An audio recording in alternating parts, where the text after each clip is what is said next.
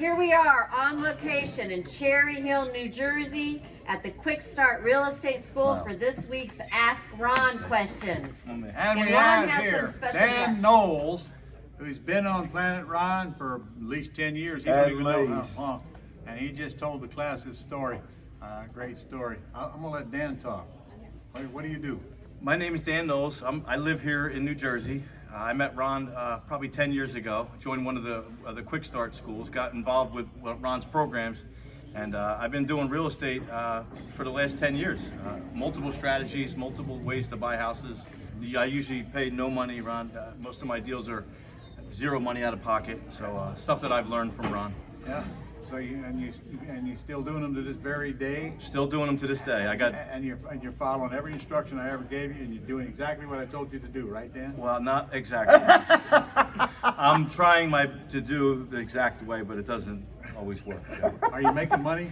I'm doing very well, Ron. It doesn't matter, does it? It doesn't matter. Okay, Nikki, what's the first question?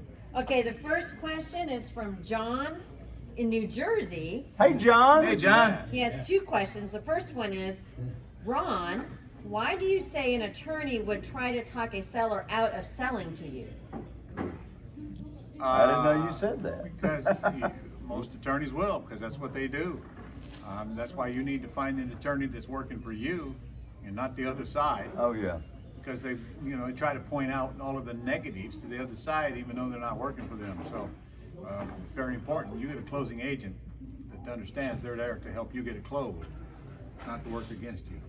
You ever had anybody attorney like that, Jay? Well, every closing that I've done, it's been an attorney that I have located. Correct. And that I have hired. Correct. And so, I've heard horror stories of where a real estate investor is looking to go buy subject to the existing note, and the attorney kills the deal because you, as the real estate investor, did not vet out the real estate attorney first yourself.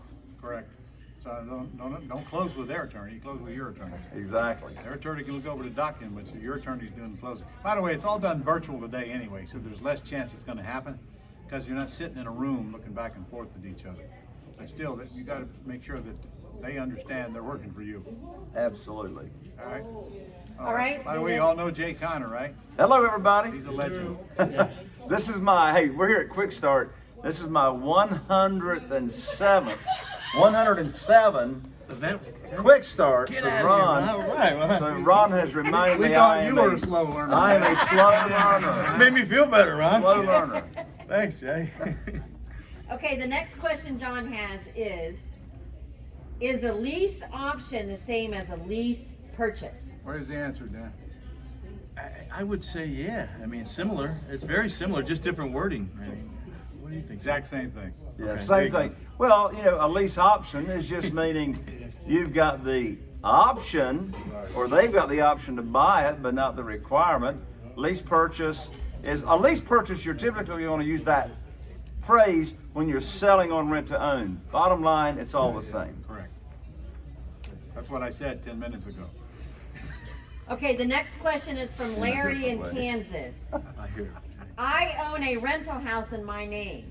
How do I put it in my LLC? All right. Want to take it? What do you want? First of all, who asked that question, Nikki? Larry? Larry. So first of all, Ron, do you want Larry to put his personal home in an LLC or He says some rental kind of property. trust? Rental property. Oh, it's a rental property. Well, do you want to put his rental property in LLC or a trust? Their answer is a land trust, grantor revocable trust. And That's a lessons- writer-downer. Lessons on the Gold Club on how to do that even. That's Okay. the answer, Nikki. All right, the next question is from Gary in Utah. That'll be Gary in Indiana. I am looking to do some remote deals and not going to the house. I suspect all the negotiation is done on the phone. What gotchas do we need to be aware of with negotiating and facilitating remote deals? There's no way to answer that question in a minute. In fact, that's what we're spending here 4 days answering. Because what comes out of your mouth will determine whether you get the deal or not. And you better be following scripts or you're going to screw up the deal.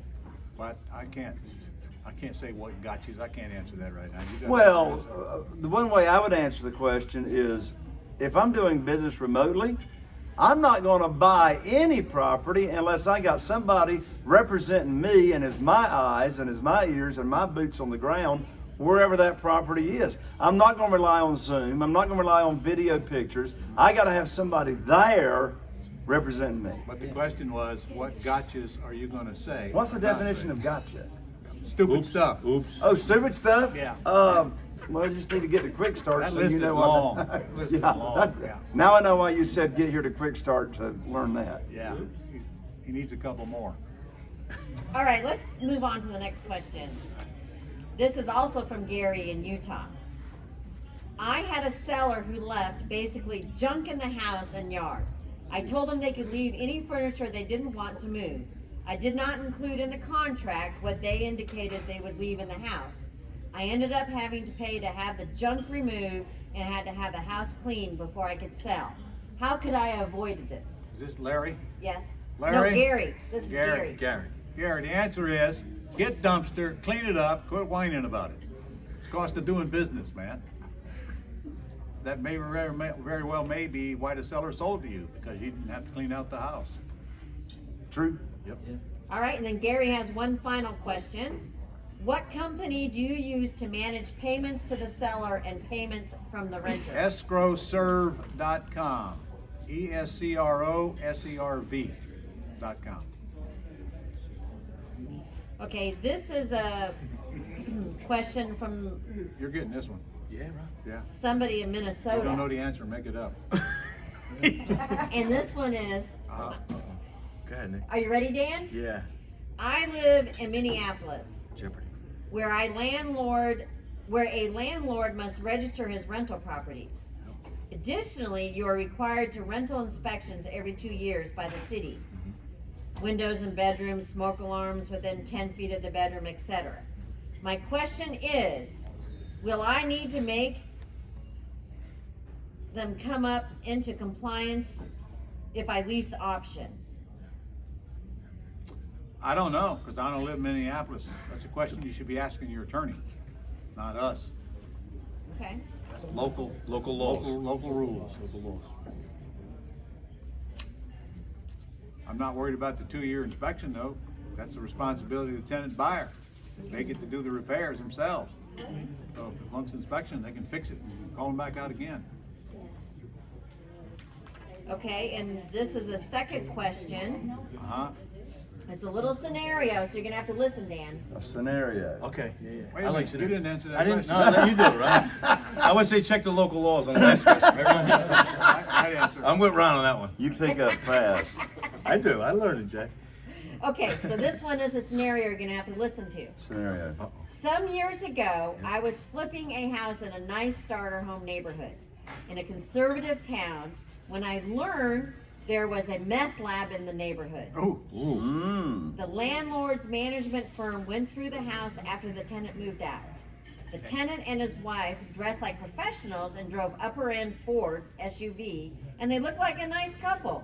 They even paid the rent on time. and they had a pretty good income. The landlord had to gut the house and follow a protocol to protect future occupants from the poison. That was at the expense of the landlord. My question is, how do I protect my entity and the seller if this should happen? But it said the meth lab was in the neighborhood. Is that the one they bought? Well, I think they're thinking, what if it had happened to them? Well, I think that it's full disclosure. Anything in real estate, you have to have disclosures when you're looking at things or looking at properties like I do. I try to make sure, I mean, it's even in some of our New Jersey contracts that you have to know who the people are in the neighborhood and certain things. Wondering what to do about it if it happens. That there, I don't know, Ron. I mean, Go ahead, Jay. yeah, So there's a resource that Ron recommends. The source does not investigate as to whether they've run meth labs in other houses prior to, but they do a very good investigation on all kinds of fronts, and that's called screenthetenant.com. Background search. Screenthetenant.com. They do all kinds of background stuff. That's the best resource we got for vetting out your tenants. And don't sell on rent to own unless you get screenthetenant.com to do the background research. And don't forget, when you sell and rent to own, you get thousands of dollars of upfront deposits. Those kind of people don't put meth labs in the house. They want to buy the house to live in it. Go put the low-end tenants in the house and just make them tenants and like scrounge up the first month's rent. You might find a meth lab. But you know what? I wish this was a business where you're never going to have a problem. But if you ever find one of them, please let me know because I want in. You deal with it as it comes up, period. The only thing you can do is check them out the best you can before you put them in. All right, well, there's no more questions, Really? but maybe you have something profound to leave your audience You have with. something profound? Me? I would say if you're local or in this area or in any area where Ron's going, I would hang out with Ron and you know, you are who you hang out with, so I like to hang out with Ron. That's good advice. No, I listen to Ron a little bit. Maybe not you on that one, but it's really good to get around the same like-minded people that are actually doing deals, and that's why I come to see Ron. Well, as a matter of fact, Dan, you know, Yeah. Jim Rohn is given credit with the quote of, "You are the average of the 5 people you spend most time with." So be careful who you hang around. Yeah. There you go. Yeah. So I'm okay. good with you then, Jay. And I got to tell you, you guys need to get in this school where these people are right now. If you want to learn this business, this is where you learn it. This is where you get the basic training, and then you can be like him when you grow up. That's right, man. If he ever grows up. I'm happy. And I love real estate. And I love Ron. That's all. See you next week. See ya. Bye.